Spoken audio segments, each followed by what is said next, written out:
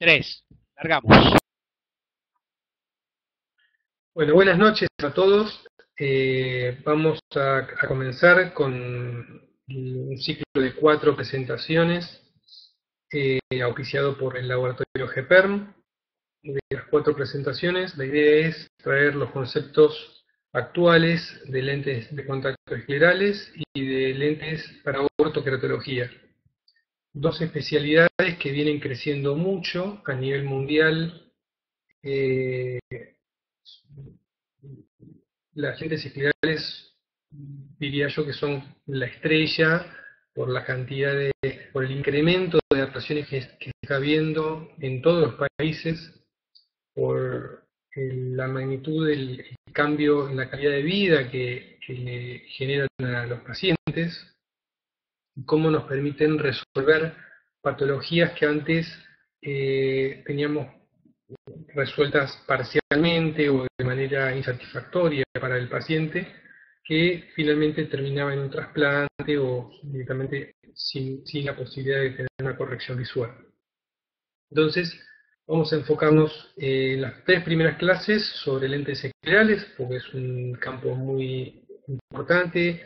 La filosofía de adaptación de lentes esclerales es totalmente distinta a la que estamos acostumbrados con las lentes rígidas corneales, y eso implica que nuestro ojo tiene que virar un poquito, tenemos que cambiar lo que estamos analizando cuando hacemos una evaluación con el paciente para anticiparnos a los potenciales problemas que podemos llegar a tener. La primera clase que será de hoy va a estar en relación enfocada a los conceptos de diseño de la lente, una lente genérica. Aquí lo vamos a aplicar al diseño de GEPERM, de la lente SclearLens. Los conceptos que se toman en cuenta para realizar la adaptación y algunos tips para ir viendo cómo anticiparnos a los potenciales problemas que podemos llegar a tener. La segunda clase va a estar enfocada en lo que es la adaptación de escleras tóricas, y la tercera clase sobre geometría revertida en lentes esclerales. La cuarta la dedicamos exclusivamente para ortoqueratología.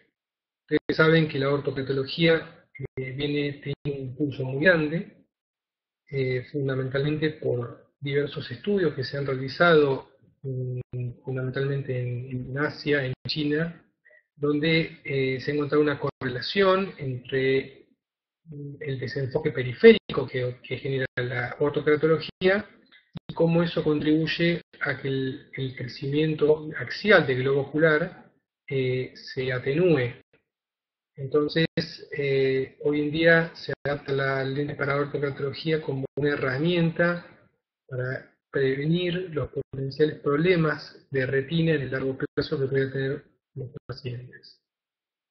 Así que tenemos un programa de acá a diciembre bastante nutrido. La idea es que si ustedes en el transcurso de la presentación hay algo que no se entiende o un tema sobre el cual quieran profundizar, me pueden hacer la consulta o avisar en el chat que está abajo. Yo ahí voy leyendo y ante eso freno un poco y explico. Cuanto más dinámico sea e ida y vuelta, mejor. Es más práctico para todos. Bueno, vamos a comenzar con la parte de esclerales.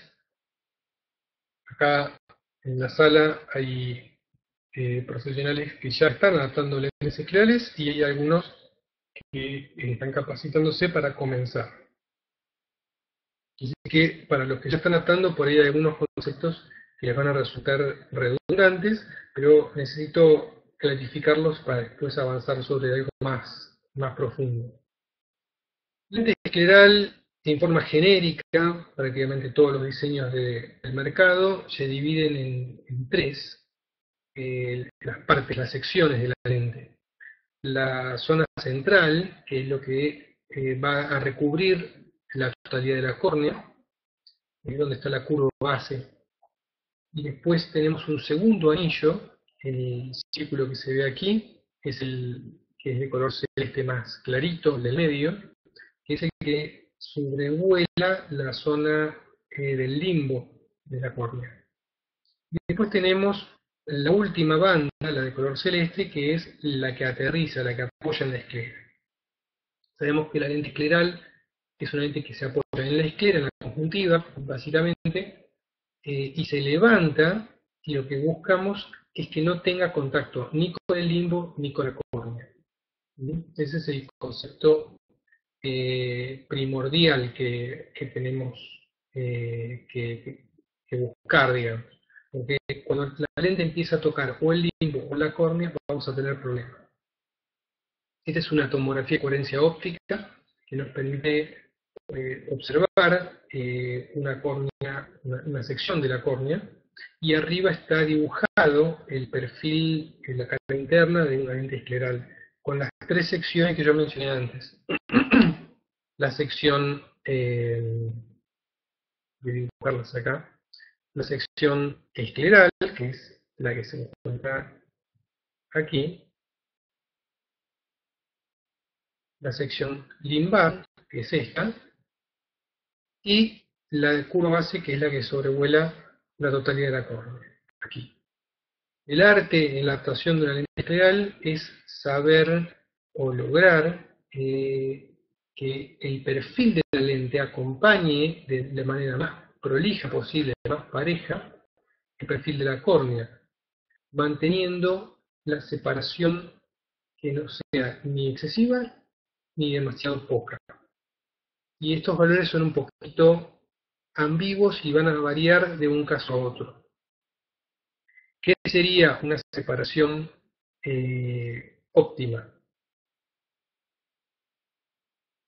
Ahí les voy a mostrar lo que sería una separación óptima.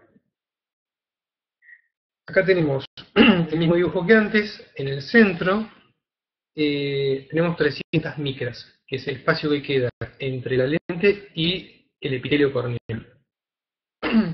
En la zona del limbo buscamos unos 150 micras. Y si nos fijamos en la zona periférica, la zona esta de aquí, encontramos que tenemos una mayor diferencia de espacio. Esto va a ocurrir indefectiblemente porque las lentes esclerales las usamos para tratar ectasias, principalmente. Entonces las ectasias tienen la característica que son asimétricas e irregulares, y nosotros lo que buscamos que la lente es que tenga una superficie esférica, perfecta, y que el film líquido, el menisco líquido que se acumula entre la lente y la córnea sea el que neutraliza las aberraciones. Entonces, la simetría que tenga la córnea va a generar áreas con mayor clearance, y denominamos a ese espacio de solución, y otras áreas con menor clearance. El equilibrio, el mayor equilibrio que nosotros logremos va a permitir que el peso del volumen líquido sea el menor posible. Eso contribuye a que la lente se mantenga centrada. A su vez, si nosotros dejamos demasiado clearance, vamos a producir una reducción de oxigenación. La lente se va a descentrar más fácil porque pesa la solución, y se genera tracción de conjuntiva y otros problemas. Entonces, siempre buscamos más o menos estos números, que haya 300 al colocar la lente en la zona central, 150 en la zona del limbo. La lente escleral, una vez que uno la coloca y pasa cierta cantidad de tiempo, está sometida a diversas fuerzas. Una es la fuerza de presión del párpado superior, que está todo el tiempo empujando hacia abajo y hacia adentro. La lente se va hundiendo en la conjuntiva. Tengamos en cuenta que la conjuntiva es un tejido viscoelástico y blando. Entonces esa presión que genera el párpado hace que la lente se entierre un poco en la conjuntiva. Por otra parte, la presión que ejerce el párpado contra la lente hacia la córnea, hacia la conjuntiva, hace que se escape algo de solución que estamos utilizando para rellenar la lente. Y esa solución que se escapa no se vuelve a rellenar. Entonces se hace también un poco de presión como si fuera un vacío, donde la lente se aventosa un poquito contra el ojo. Todas estas fuerzas de fluidos y fuerzas mecánicas de parpadeo van a producir lo que denominamos el asentamiento. ¿Qué significa?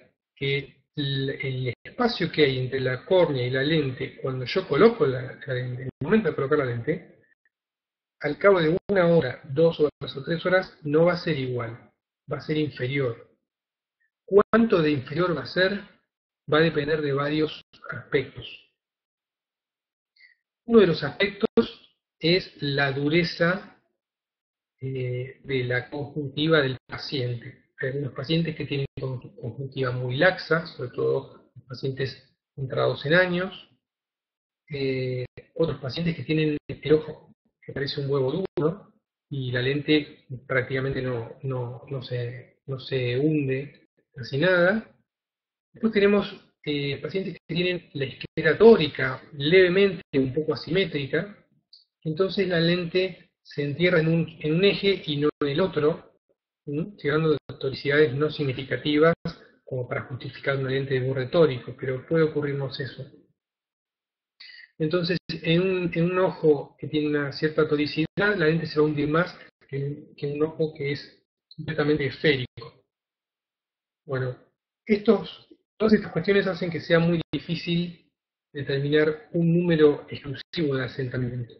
Pero, digamos, si vamos a hablar en forma genérica, como margen de seguridad, yo pienso que es bueno hablar de más o menos 150 micras como margen de seguridad.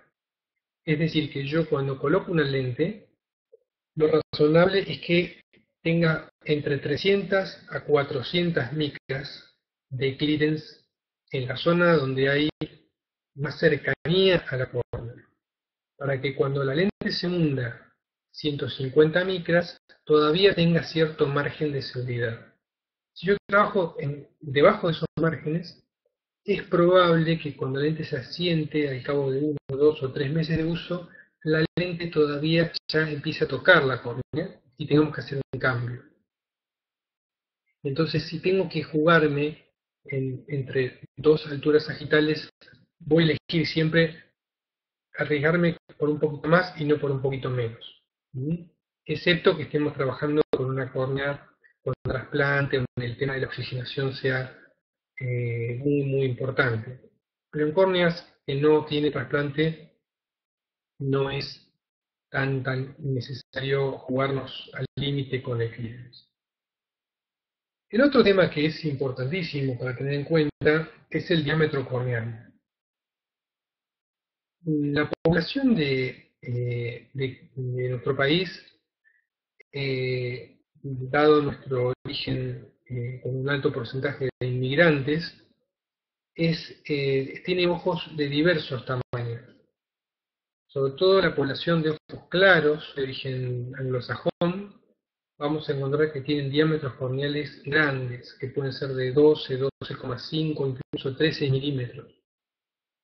Después, las poblaciones latinas, es en la córnea promedio de 11,5, 11,3, 11,8 milímetros de diámetro. Y las etnias nativas de América, con ojos más oscuros, vamos a encontrar córneas más pequeñas, de 10,5, 10,8 milímetros. Entonces, ¿qué ocurre?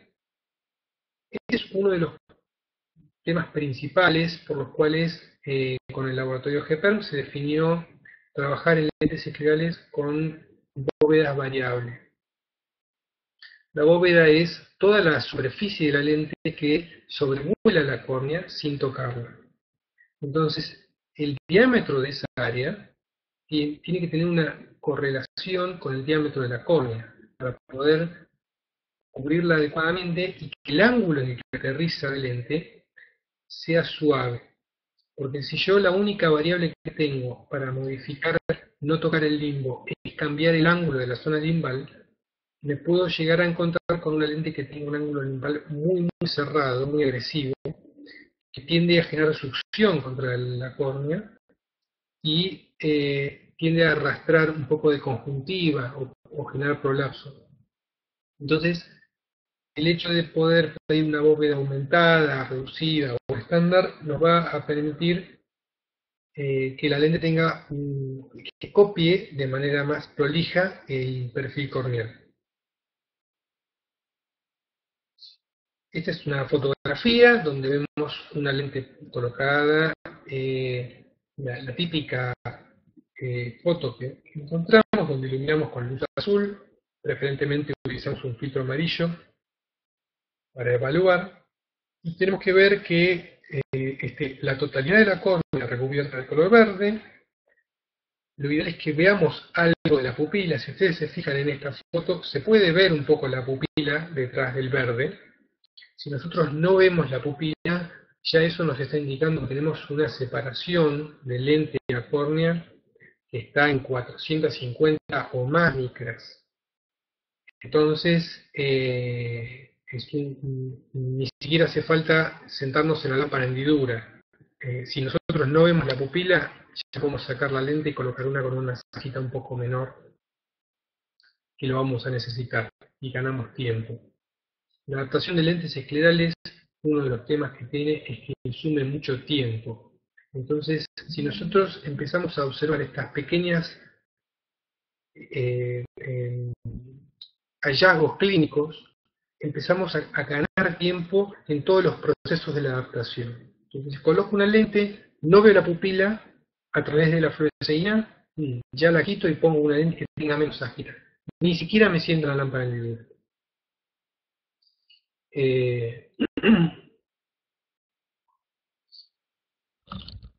Porque estamos comenzando a transmitir por Facebook Live y recién pude enganchar la conexión y sería bueno que en un minuto, medio minuto le hagas un repaso de lo que dijiste hasta ahora, por favor. Bien, Roberto. Bueno, hasta ahora estuvimos hablando sobre la importancia que tienen las lentes esclerales en la adaptación, en las adaptaciones de lentes de contacto a nivel mundial, que son la estrella hoy en día por el nivel de crecimiento que han tenido, y venimos explicando cuáles son los conceptos básicos de diseño y de los conceptos de adaptación, la filosofía que vamos a seguir respecto al lente escleral. Principalmente lo que refiere a la separación de la lente a la córnea.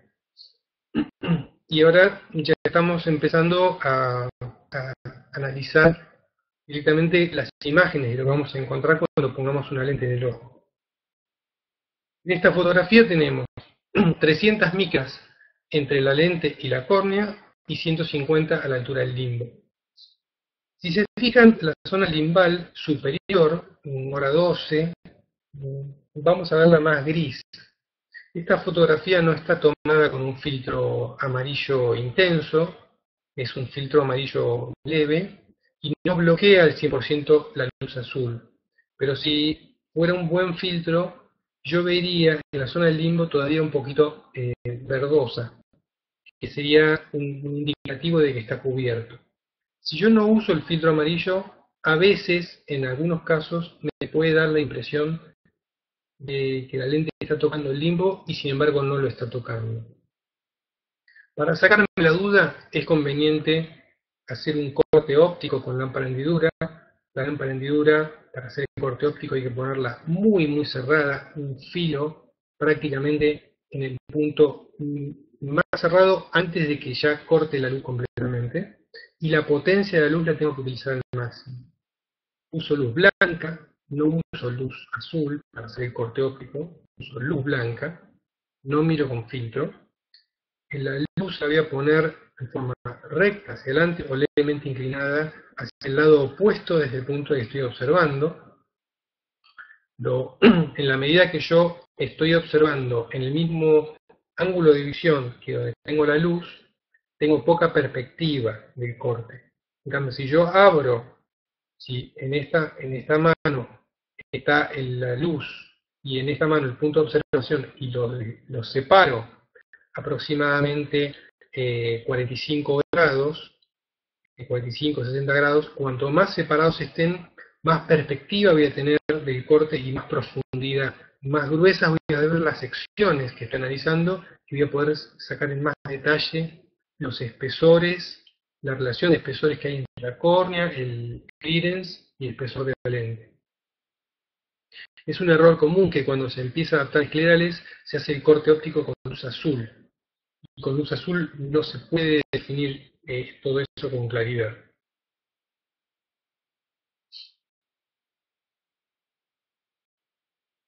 Bueno, las lentes esclerales, como dije antes, se apoyan en la conjuntiva.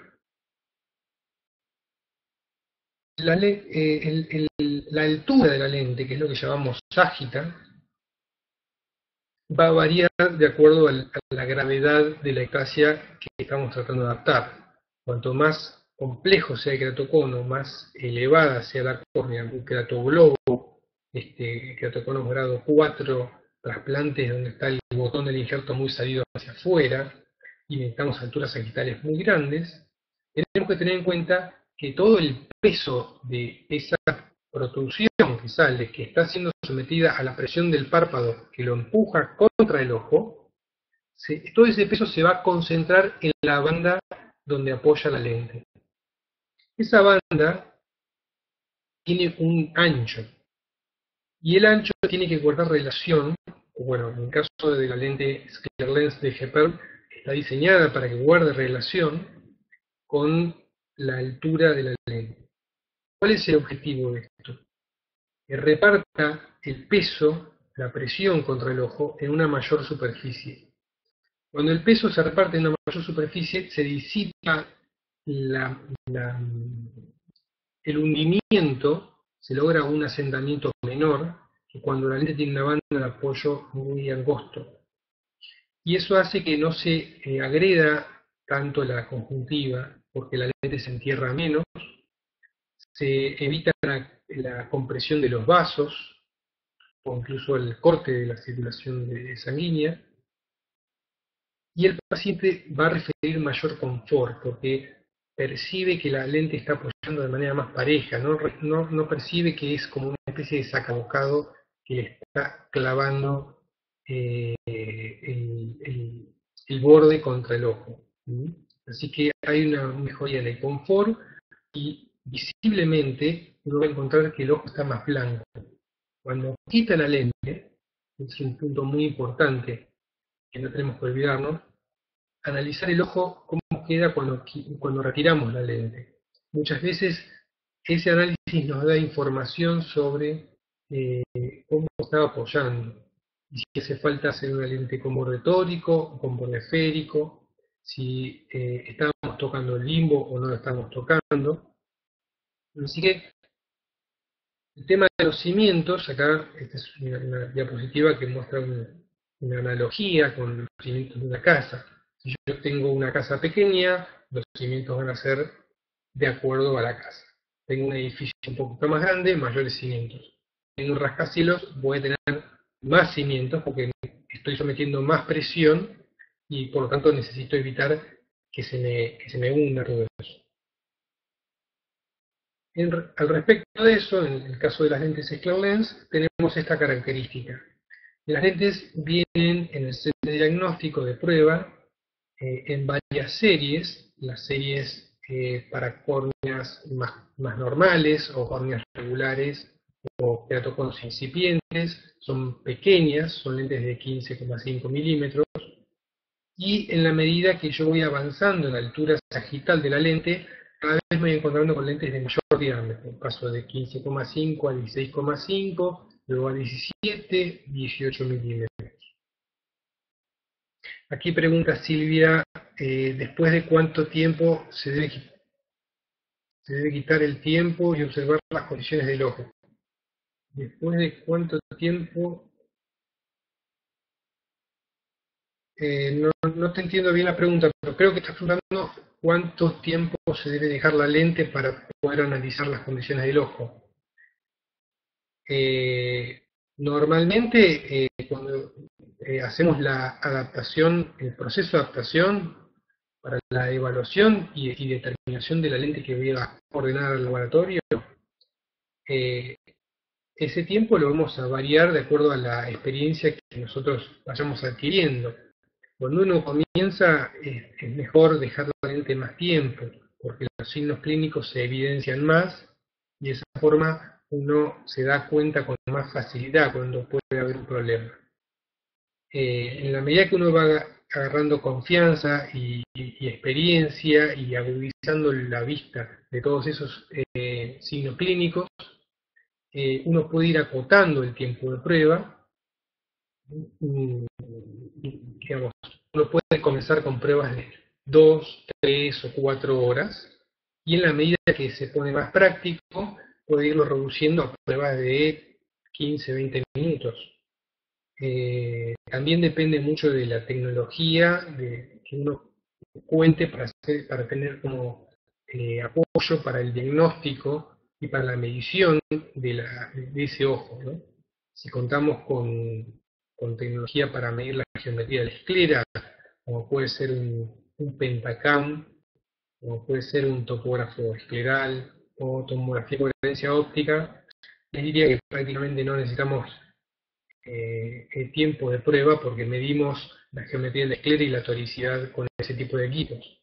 Ahora, si no contamos con esa tecnología y dependemos exclusivamente de la observación clínica, y en ese caso sí nos conviene dejar la lente puesta por lo menos media hora para que los signos clínicos se empiecen a evidenciar. Si hay compresión de vasos, ahí con media hora de uso, ya cuando quitemos la lente vamos a ver si deja marcas sectorizadas que nos están indicando la esclera asimétrica o tórica. ¿Sí?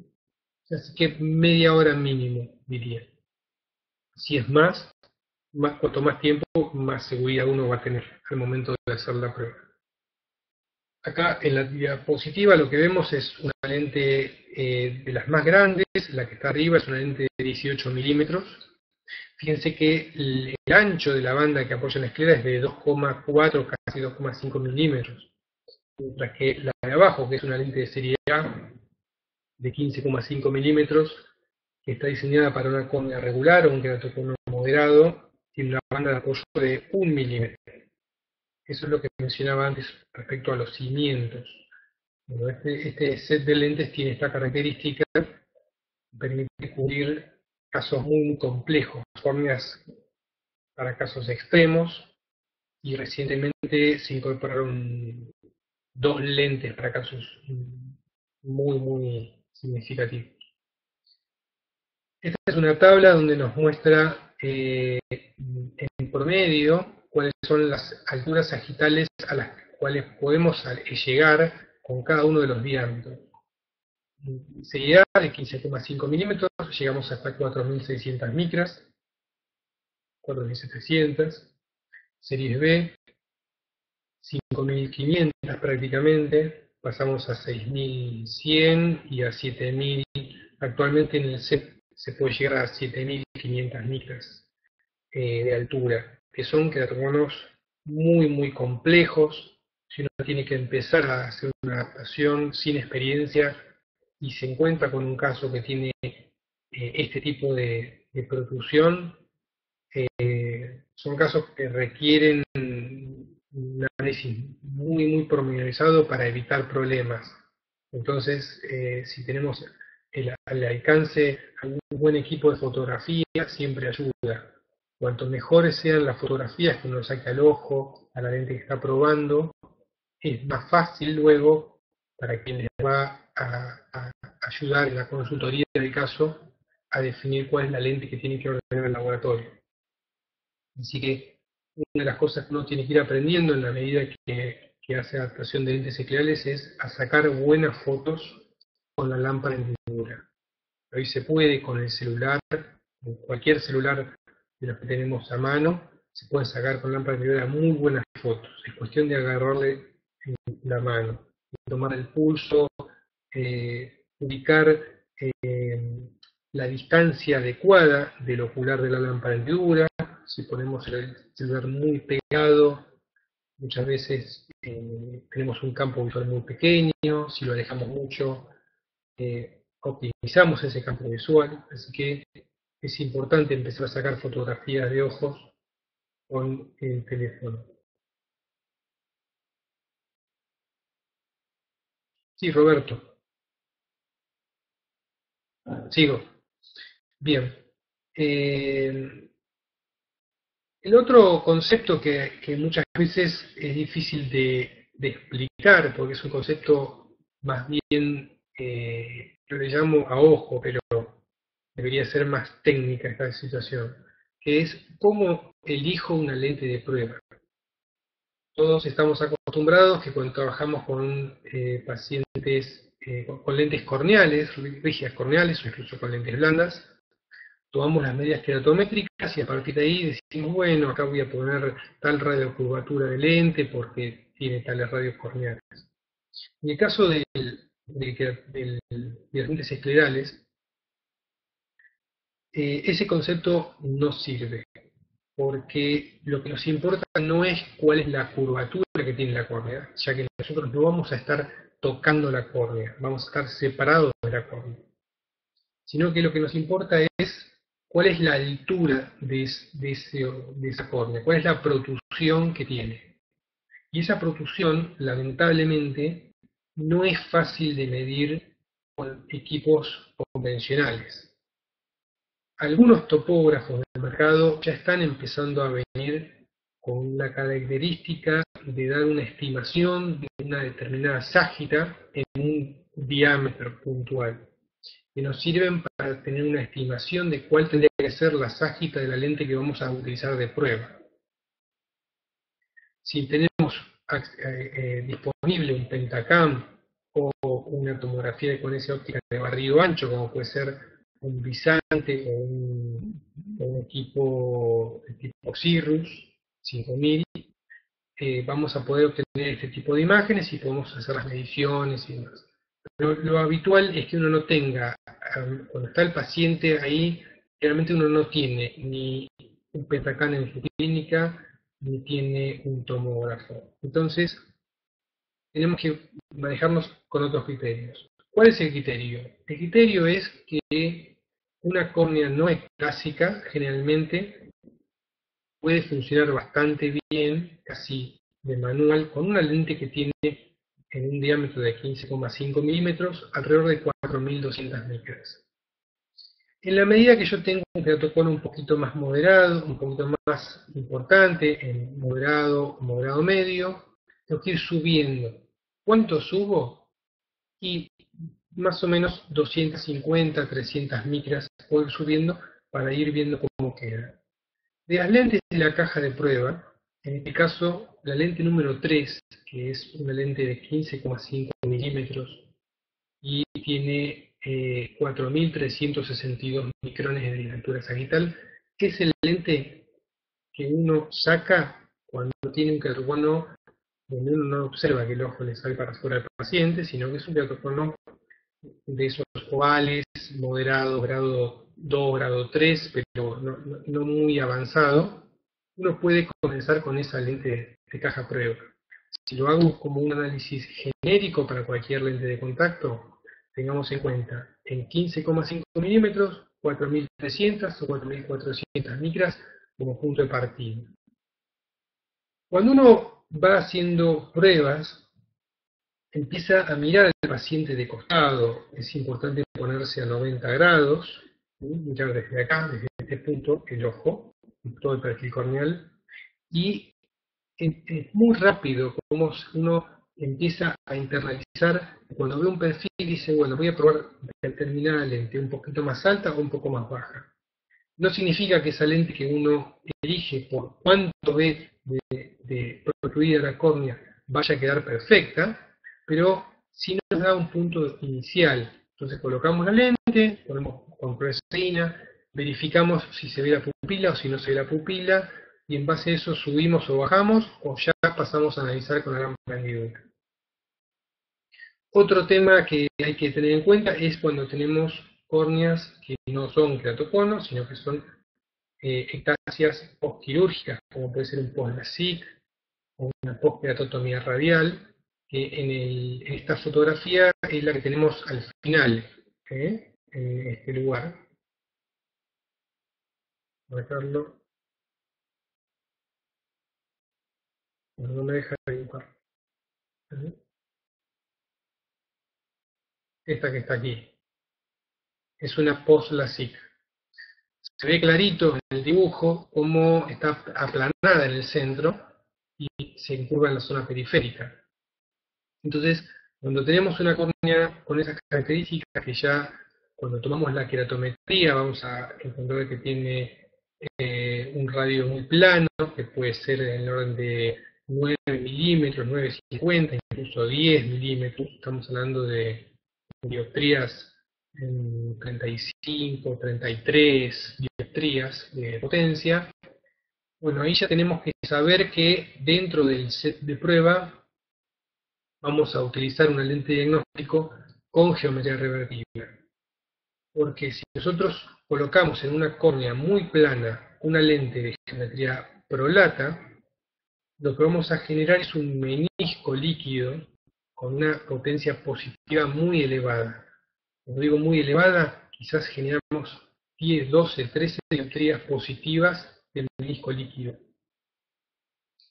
Entonces, cuando le hagamos la sobrerefracción al paciente, con la lente que utilizamos de prueba, para compensar ese menisco líquido positivo, vamos a tener que incorporarle en cristales el opuesto, menos 10, menos 12, menos 15 dioptrías. Ese menisco líquido positivo elevado, a su vez, induce un montón de aberraciones que afectan la calidad visual. Entonces, para eliminar todos esos factores de error que podemos tener en el medio, tenemos en la caja de prueba 3 lentes con geometría revertida que nos permiten usar una curva que sea paralela o bastante paralela a la curvatura que tiene la córnea en la zona central, y por lo tanto la refracción que nosotros le vamos a hacer posterior en general va a ser una refracción bastante baja, porque ya la lente está funcionando de una manera óptima. La calidad visual que vamos a tener es también mejor.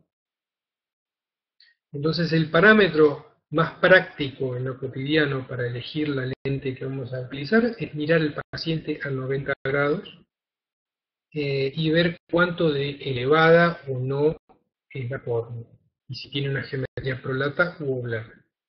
Si tenemos topografía también lo podemos sacar por ese lado. Bueno, esta es una fotografía con el set de diagnóstico que utilizamos de SPERM, el Screen Lens.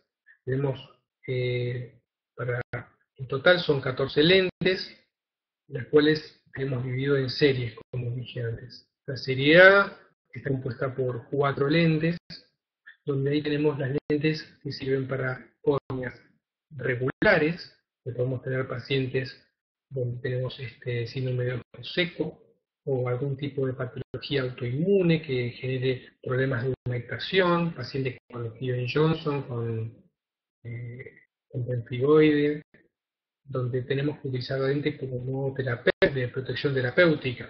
Entonces vamos a usar las lentes de serie A, especialmente la 1 o la 2, que son las lentes que tienen la menor altura sagital, porque estamos trabajando sobre córneas no ectásicas que no tienen protrusión. En la medida que tenemos una ectasia, un keratocono, y la córnea está cada vez más elevada, vamos descendiendo en esta tabla que está, vamos hacia abajo, pasando ya a la serie B, a la serie C o la D, que son cada vez más altas.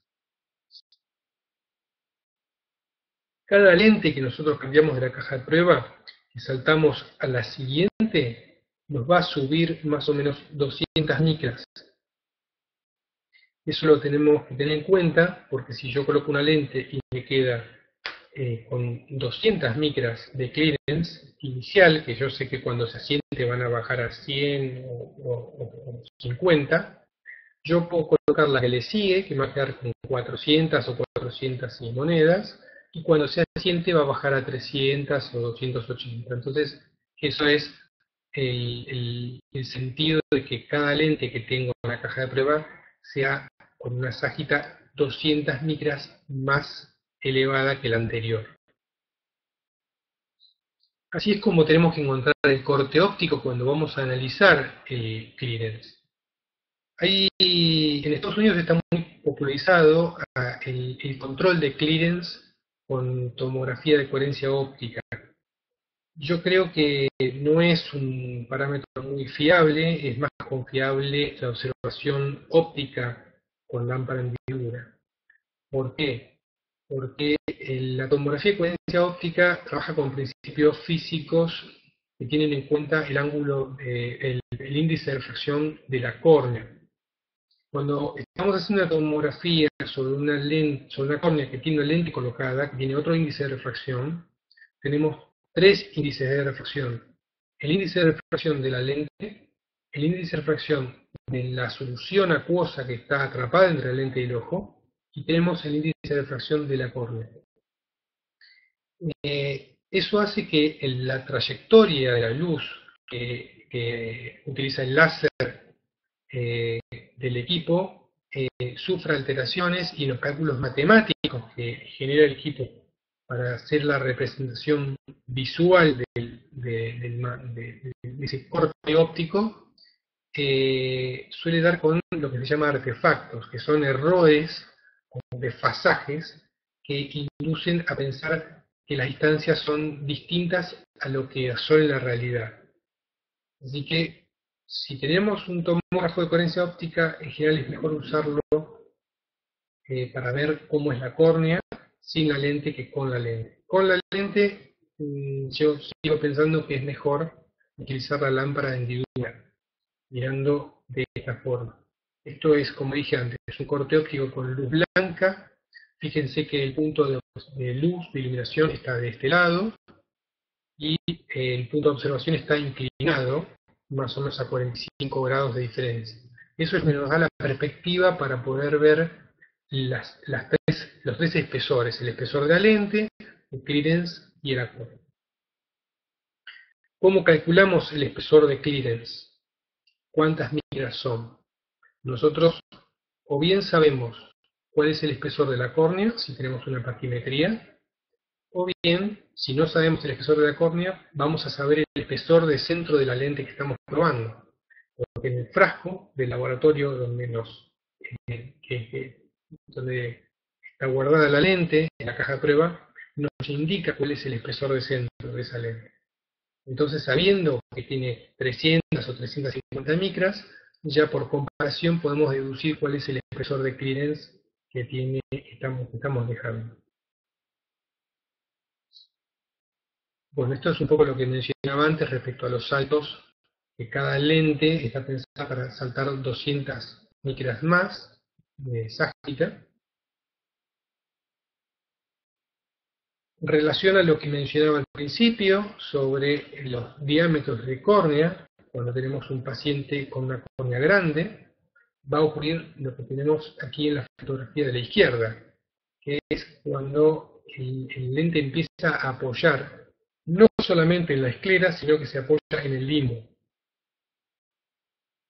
Eso no es aceptable porque ocasiona problemas de intolerancia, el paciente manifiesta molestias, y tengamos en cuenta que en el limbo están las células que se ocupan de regenerar permanentemente la estructura corneal, sobre todo el epitelio. Entonces, si nosotros generamos algún tipo de daño a nivel limbar, vamos a estar produciendo una limitación en la renovación epitelial.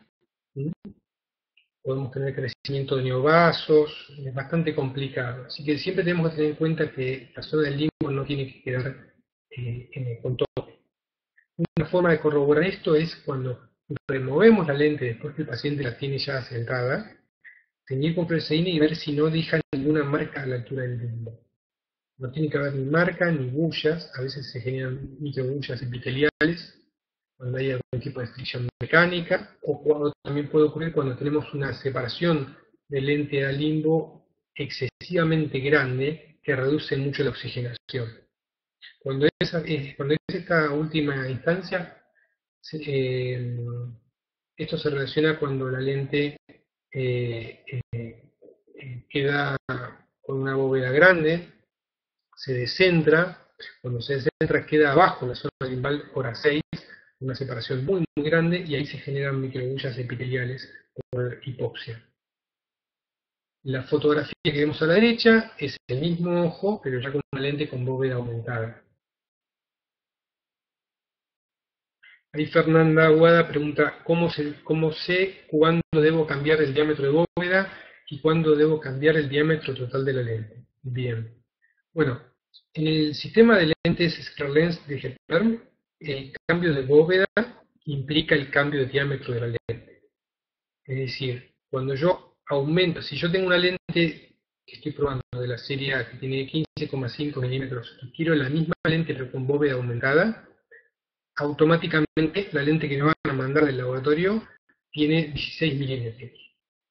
Es decir, que aumento el diámetro total de la lente en medio milímetro. ¿De dónde sale ese medio milímetro? Es esa la diferencia del tamaño de bóveda que estoy cambiando. La bóveda estándar, que es la de la caja de prueba, cuando yo la paso a bóveda aumentada, aumento todo el diámetro de la lente y el diámetro de la bóveda en medio milímetro. De igual manera, si yo quiero reducir el diámetro de la bóveda, porque tengo una córnea muy pequeña, en vez de 15,5 milímetros, la lente me va a venir de 15 milímetros, porque todo se reduce en medio milímetro. Respecto a los otros cambios de diámetro, vieron que dije que la serie A tiene 15,5 milímetros, la serie B 16,5, la serie 17 y así. Bueno, esos diámetros están relacionados con el nivel de protrusión que tiene, la altura sagital que tiene la lente. Entonces, no es que yo puedo elegir subir o bajar el diámetro de la lente porque sí, sino que es una consecuencia de la altura sagital que yo necesito para cubrir esa córnea. ¿Mm?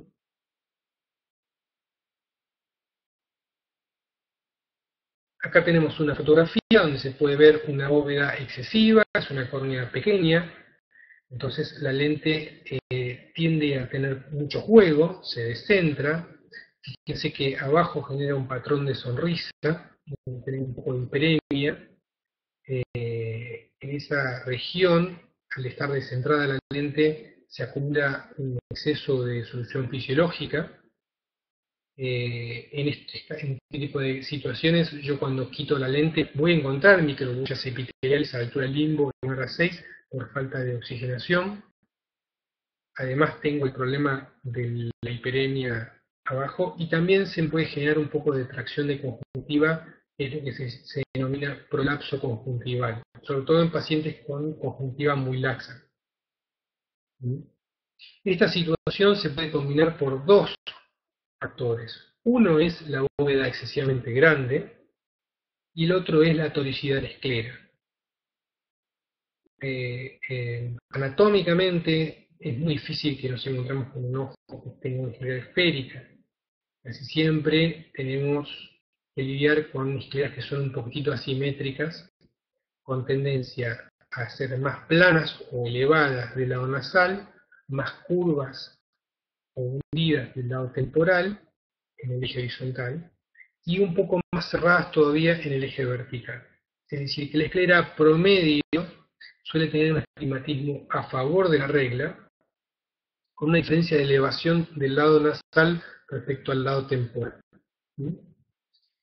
Si esa diferencia de toricidad entre el eje vertical y el horizontal es muy acentuada, cuando digo muy acentuada, estoy hablando cuando la toricidad de la esclera supera las 250 micras, lo que voy a tener es que la lente se apoya exclusivamente en el eje horizontal y pivotea sobre ese eje, entonces tiende a caer por gravedad.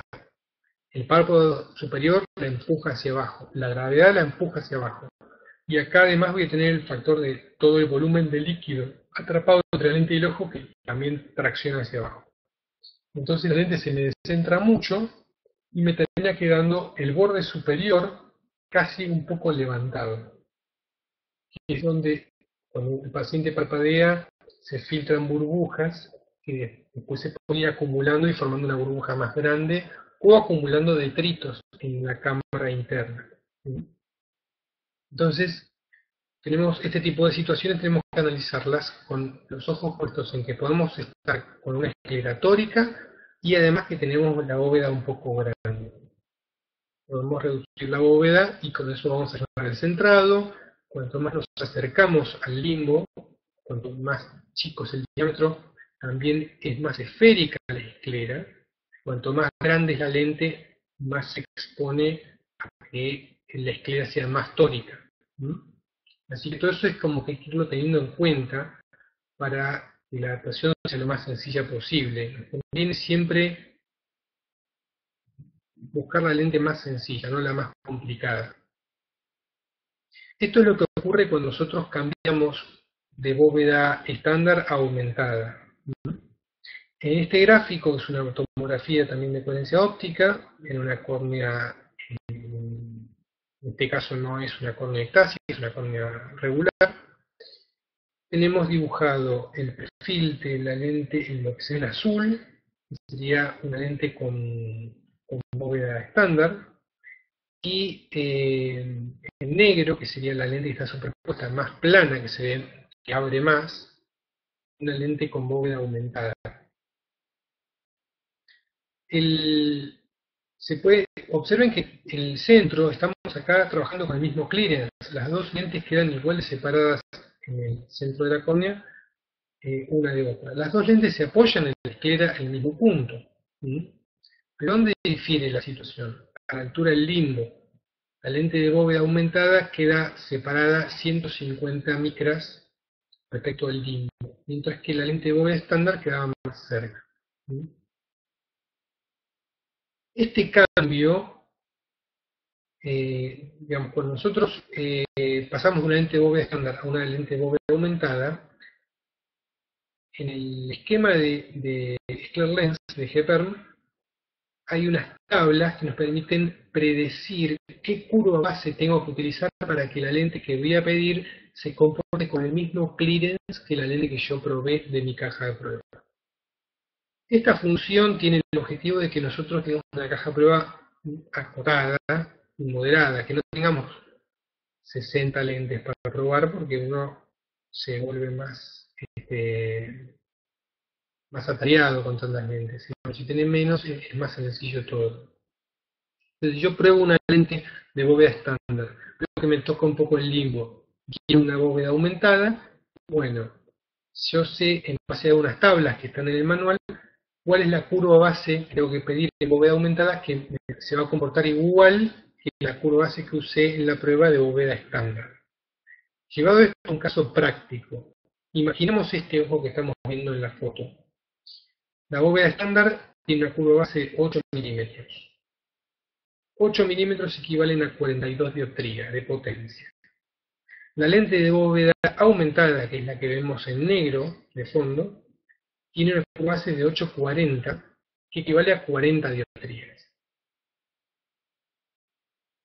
Esto es importante tenerlo en cuenta porque como yo estoy variando la curva base, estoy variando la potencia refractiva del menisco líquido que queda atrapado entre la lente y la córnea. Entonces, al modificar esa potencia refractiva, voy a tener que cambiar la potencia de la lente si yo quiero que se comporte de igual manera que la otra lente que yo había utilizado para probar. Este concepto es un poco abstracto, pero trato de decirlo medio lento porque es lo que más confusión genera normalmente en todos los profesionales que empiezan a trabajar con el diseño de esta lente. Cuando tienen que cambiar de bóveda, muchas veces quieren pedir la bóveda aumentada con la misma curva base que la lente de bóveda estándar que probaron. Y eso lo que generaría sería que la lente tuviera un clearance muy incrementado respecto a la lente que probaron. Entonces ahí es un concepto que hay que internalizarlo y manejarse con las tablas. ¿Qué dicen las tablas? Ahora les voy a mostrar. Las tablas son como esta, donde tenemos una tabla para cada serie. Por ejemplo, en la serie A, que tiene 15,5 milímetros la bóveda estándar, ahí tengo las curvas bases que yo puedo llegar a pedir. En la columna de la izquierda, si se fijan, tengo la curva base equivalente en bóveda reducida. Y en la columna de la derecha, tengo la curva base equivalente en bóveda aumentada. Esto quiere decir que si yo tomo el ejemplo de una lente de serie A, que yo pruebo de mi caja de prueba, curva base 8. La lente queda con un clearance central adecuado. El apoyo es bueno, pero el único problema que tengo es que tiene toque a la altura del limbo, porque es una córnea más grande. Lo que tengo que hacer es pedir al laboratorio una lente con bóveda aumentada. Pero yo quiero que me quede con el mismo clearance que esa lente que probé. Entonces busco en esta tabla cuál es la curva base en bóveda aumentada que se comporta igual que la lente que probé con bóveda estándar. Y acá tengo que si yo probé una lente curva 8, en bóveda estándar, tengo que pedir una lente curva base 8.4 en bóveda aumentada. Como resultado me va a quedar el mismo clearance, no voy a tener toque en el limbo, pero me tengo que acordar que tengo que hacer el ajuste de potencia, porque estoy cambiando la curva base. Para simplificar este proceso, se hizo una planilla de Excel, una calculadora de potencia, en la cual nosotros podemos ingresar en la parte de arriba la curva base de la lente que yo probé, la potencia de la lente que yo probé, que es la lente de mi caja de prueba, la sola refracción que le hice, ya habiéndola convertido al vértice, y abajo voy a poner la curva base de la lente que quiero pedir al laboratorio. Si me voy al ejemplo anterior, yo tendría que poner acá arriba curva base 8, en esta parte, ¿sí? Y acá tendría que poner 840, porque sería con bóveda aumentada. Al poner este dato, la graduación de la lente de prueba, la sobre-refracción y la curva que quiero utilizar, abajo el Excel me va a devolver cuál es la potencia de la lente que tengo que ordenar, ya habiendo hecho el cálculo de la variación de la potencia refractiva de la cámara limpia. ¿Esto se entendió o se mareó todo? Leonardo, la planilla es un Excel que lo tengo, se lo puedo facilitar yo, si no se lo pueden pedir al laboratorio GEPERM, que ellos normalmente lo entregan junto con las cajas de prueba. Es una planilla bastante sencilla, o ahí, como dijo Roberto, se puede subir al campus. Es una planilla bastante sencilla que evita que uno cometa errores por hacer cálculos rápidos cuando está con muchas cosas encima. Entonces, si uno lo carga ahí, es más sencillo. Se minimiza la posibilidad de errores.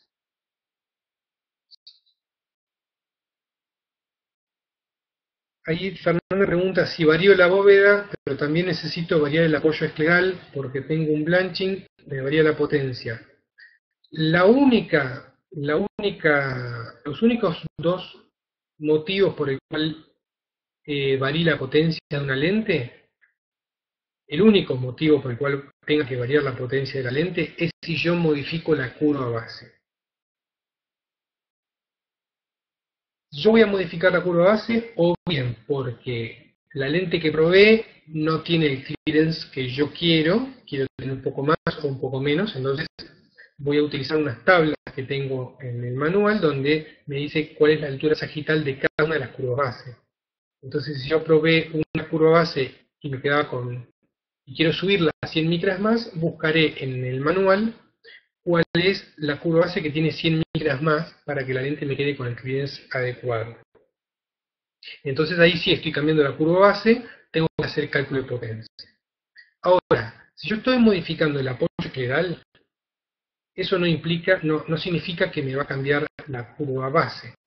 Es decir, yo estoy modificando solamente el borde de la lente, pero no estoy modificando la parte óptica. Entonces, si yo tengo una lente curva 8 con el apoyo escleral estándar y pido, porque veía que apretaba un poco, pido una lente curva 8 con apoyo escleral plano 1, la parte refractiva de la lente no se ve afectada y no debo hacer ningún cambio. ¿Sí? Acá Alejandro pregunta, cuando se produce el asentamiento de la lente, ¿esto no influye en el poder de la lente? Bueno, es una pregunta muy, muy interesante la que hace Alejandro, porque hay varios estudios que se han publicado al respecto, yo la verdad que no estoy del todo convencido de los estudios, no digo que estén mal hechos, pero yo en mi experiencia personal he tenido situaciones en las cuales no encuentro una explicación a, a- a un comportamiento refractivo diferente con dos lentes que tengan distinta altura sagital y la misma curva base. Sin embargo, los estudios que se han publicado han demostrado que el hecho de que haya mayor o menor clearance respecto al asentamiento de la lente no genera un cambio en la refracción. Ahora, cuando yo estoy haciendo una modificación grande de clearance, por ahí 200 micras de clearance, supongamos que yo hice una prueba con una lente en mi caja de prueba y me quedaba con 50 micras de clearance. Es nada, es prácticamente, como uno ya sabe que esa lente cuando se asiente más va a tocar la córnea. Entonces uno hace las horas de refracción y en base a todo eso yo pido la lente, pero ya con una otra curva base más cerrada para que quede con mayor ságita. Y a veces la sumatoria matemática de todo ese cálculo no da exacto. Por eso siempre es conveniente, para hacer las horas de refracción, cambiar la lente. Si esa lente no quedaba con el clearance óptimo, cambiar esa lente por una lente que tenga el clearance óptimo y ahí hacer las horas de refracción adecuadas.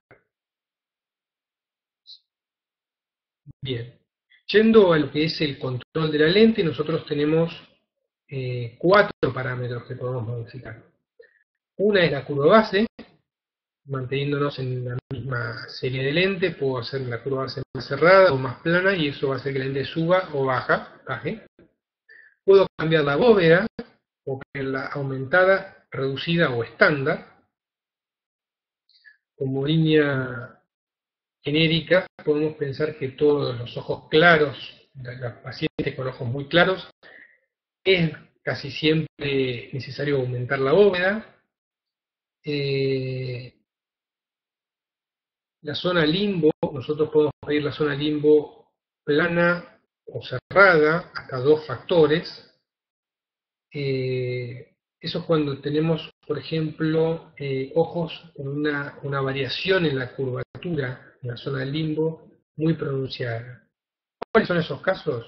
Y, por ejemplo, una degeneración marginal pelúcida, un queratoglobo, son casos donde tenemos un ángulo de variación de curvatura significativamente más agudo que una córnea no etásica, por ejemplo, que tiene casi una línea tangencial entre la córnea y la esclera. Entonces, lo que nosotros buscamos es que la lente vaya acompañando ese cambio de curvatura de la córnea. Y para eso tenemos esta herramienta que es modificar la zona limbo, haciéndola cerrada o plana. Cada paso que nosotros la cerramos o la aplanamos, nos va a modificar la altura sagital en 70 micras. Es decir, que si la lente está tocando el limbo un poco, yo pido cerrado 1 el limbo, la voy a levantar 70 micras. Quizás ahí ya no toque. Pero si tenemos un toque en limbo, casi siempre es mejor arreglarlo cambiando el diámetro de bóveda y no cambiando la curvatura del limbo. Y el otro factor que podemos modificar es la banda de apoyo, por si tenemos un ojo que es demasiado curvo o demasiado plano. Si es un ojo demasiado curvo, una forma fácil y práctica de visualizarlo es colocar fluoresceína por afuera de la lente, mirar con el filtro amarillo y vamos a encontrar que el borde de la lente a los 360 grados se ve como un pequeño bisel lleno de fluoresceína adentro. Eso nos está indicando que el borde está un poquito levantado. Y si nosotros miramos con la lámpara hendidura con mucho detalle el borde, lo vemos levantado. Si el paciente mira hacia abajo, nosotros levantamos el párpado superior, vemos el borde levantado un poco. Eso tenemos que encontrarlo en los 360 grados. Si eso pasa, significa que estamos con un ojo muy curvo y nosotros podemos pedir cerrado 1, por ejemplo, de la banda de apoyo, para que la lente quede más cerradita, que apoye más parejo. Si por el contrario tenemos un ojo que es demasiado plano a nivel de esclera, la lente tiende a encajarse, deja alguna compresión. Cuando sacamos la lente vemos la marca a los 360 grados muy clavada, y eso nos está indicando que tendríamos que aflojarla. Es raro que tengamos que pedir un perfil cerrado. Yo, de 10 pacientes con esclerosis que adapto, por aquí uno o menos de uno con borde cerrado. Generalmente es o estándar o plano 1. Cerrado son muy pocos. Entonces, acá para ir cerrando lo que es este módulo, así dejamos un poco más de contenido para los próximos módulos que vienen. Tenemos que podemos personalizar la lente modificando la curva base para subir o bajarla según el ítems que queramos dejar. La bóveda podemos pedirla aumentada, estándar o reducida. Para compensar, tenemos que tener en cuenta que nos obliga a compensar curva base y sagita. Si nosotros tenemos un ojo que tiene dimensiones por afuera de los promedios normales, y que consideramos que estas medidas pueden ser insuficientes, se puede hacer una lente a medida por fuera de los diseños estandarizados de la caja. Pero ese tipo de cosas las hacemos analizando el caso con fotografías, con la mayor cantidad de estudios que tienen, y eso nos lo envían por mail, y en base a eso se diseña una lente a medida de ese ojo. La zona limbo se puede pedir plano 2, plano 1, estándar, cerrado 1, cerrado 2. Acuérdense que cada modificación incrementa o reduce 70 micras la ságita. Y el apoyo también, que puede ser plano 2, plano 1, estándar, cerrado 1, cerrado 2. Es muy raro que haya que pedir plano 2 y es extremadamente raro que haya que pedir cerrado 2. Normalmente es estándar o plano 1. Algunos que otros, muy pocos, cerrado 1. Bueno, para la próxima vamos a empezar a ver el tema de la geometría escleral, lo que serían asimetrías y toricidades, y cómo tenemos que evaluarlo para poder anticiparnos a los problemas que nos puede ocasionar una esclera tórica. En líneas generales, con las lentes esclerales, la esclera tórica es el mayor dolor de cabeza que podemos encontrarnos, porque son casos que el paciente manifiesta que está cómodo de confort, de visión, pero el ojo se le pone colorado, en una 3 y una 9, y sus amistades le dicen: ¿qué te pasa que tenés los ojos colorados? Y por ahí el paciente está cómodo, no se quiere sacar la lente porque ve, porque no tiene otras complicaciones, pero le genera hiperemia y compresión de vasos. Entonces, son situaciones que no las vemos de entrada, sino que cuando viene el paciente al control empiezan a aparecer. Bueno, lo que vamos a profundizar es cuáles son los signos clínicos que vamos a estar buscando para anticiparnos a todo este problema en el momento de ordenar la lente al laboratorio. Bueno, si les quedó alguna duda respecto al contenido de hoy, la pueden escribir ahí abajo. Si no, quedará para otras dudas para el próximo módulo. Ustedes digan.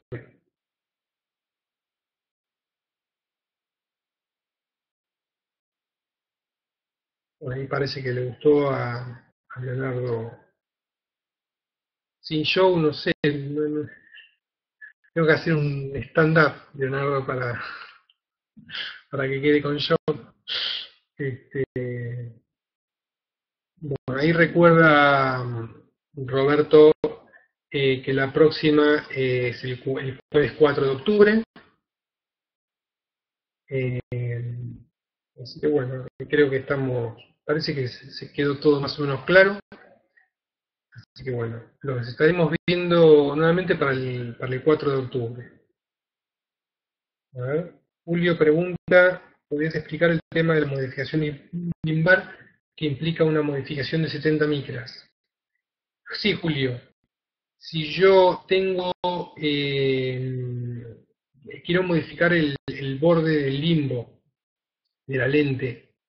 Si yo pido al laboratorio una determinada lente con borde, con zona limbo cerrado 1, eso lo que hace es que la lente se cierre en la zona limbo y al cerrarse aumenta la sajita. ¿Cuánto la aumenta? Aumenta 70 micras. Si yo, al contrario, reduzco, porque supongamos que tengo un paciente en el cual me quedó un clearance excesivo a la altura del limbo y lo quiero aplanar, yo pido zona limbo plano 1, la altura sagital de la lente se va a reducir 70 micras. ¿Por qué es importante esto? Porque cuando yo modifico eso, me va a alterar el clearance central de la lente. Entonces, esa alteración de clearance la tengo que compensar. En algunos casos, puedo llegar a tener que compensarla cambiando la curva base. Cada paso de curva base que yo modifico, es decir, si la curva base de la lente es 8 y pido 790, la lente va a subir más o menos 60 micras, 65 micras. Y si la aplano, se va a reducir en 60, 65 micras. Entonces, con esas pequeñas sutilezas, yo tengo que ir compensando. Si encontré el clearance que yo quería y voy a cerrar la zona limbal, puedo aplanar 0,10 la curva base para que me quede con el mismo clearance que tenía originalmente. No sé si eso responde la pregunta de Julio.